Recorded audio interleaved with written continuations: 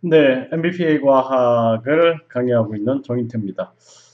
네, 이번에는 주의력 결함 과잉행동장애 아동들이 있죠. 그래서 주의력이 결함되어 있고 과잉행동장애가 있다. 어떻게 이제 재활할 것인가에 대해서 좀 함께 공부를 해보도록 하겠습니다. 자, 일단은 우리가 생각해야 될 게 이 주의력이라는 것은 이거는 발달의 대상인 거예요. 발달의 대상. 그래서 우리가 아이들을 가르치다 보면은 집중력이 점점 발달됩니다. 이렇게 주의력이라는 게 발달이 되는 거예요.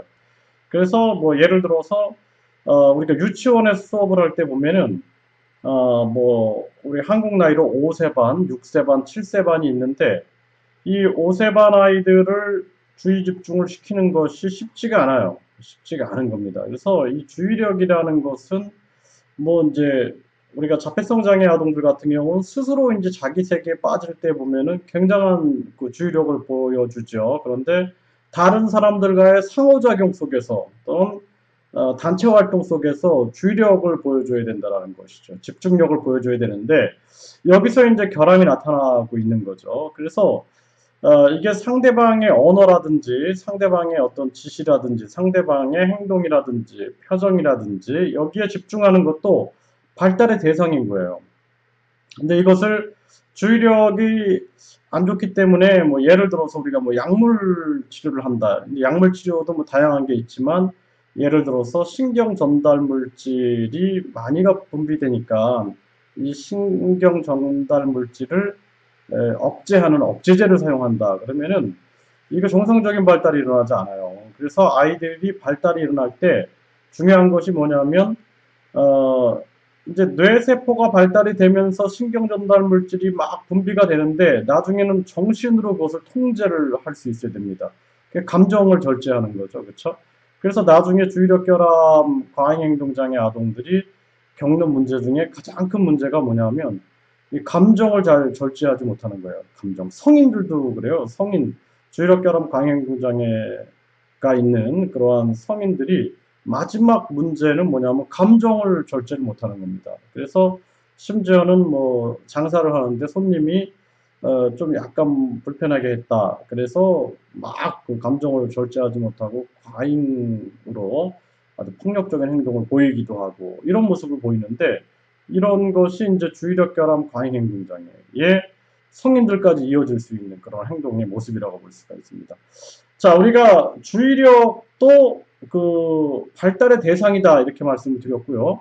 과잉 행동도 마찬가지죠. 행동을 내가 손가락을 조절하고 발을 조절하고 온몸을 조절하고 나의 어떤 신체를 균형 있게 균형감 있게 조절하는 것도 발달의 대상이에요.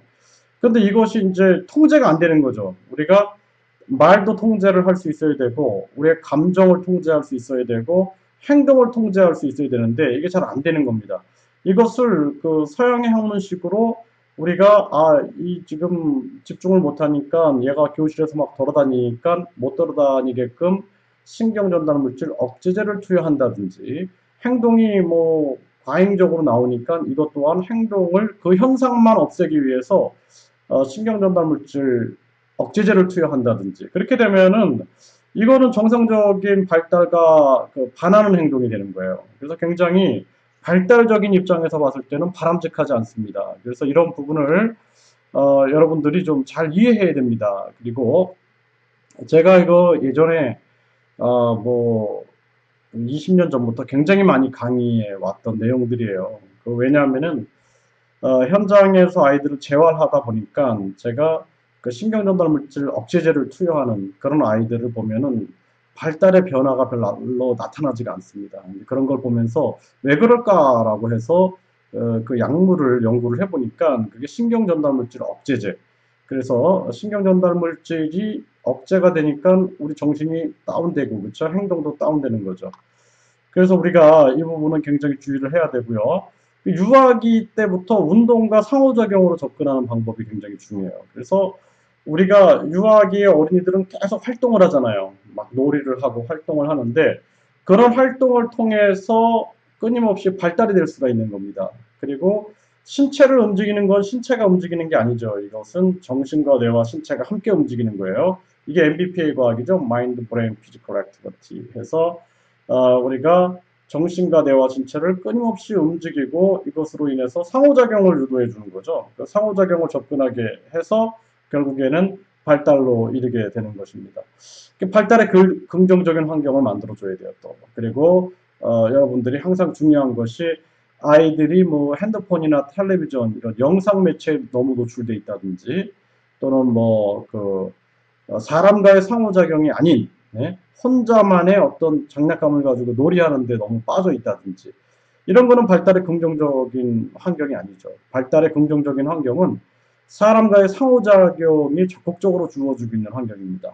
그래서 사람과의 다양한 상호작용을 할 수 있는 그런 환경을 만들어 주시고 그리고 이런 핸드폰이라든지 또는 텔레비전이라든지 각종 영상 매체에 아이들이 너무 빠져들어가는 그런 환경을 억제시켜 주는 것이 바람직하다 이렇게 말씀을 드릴 수가 있습니다.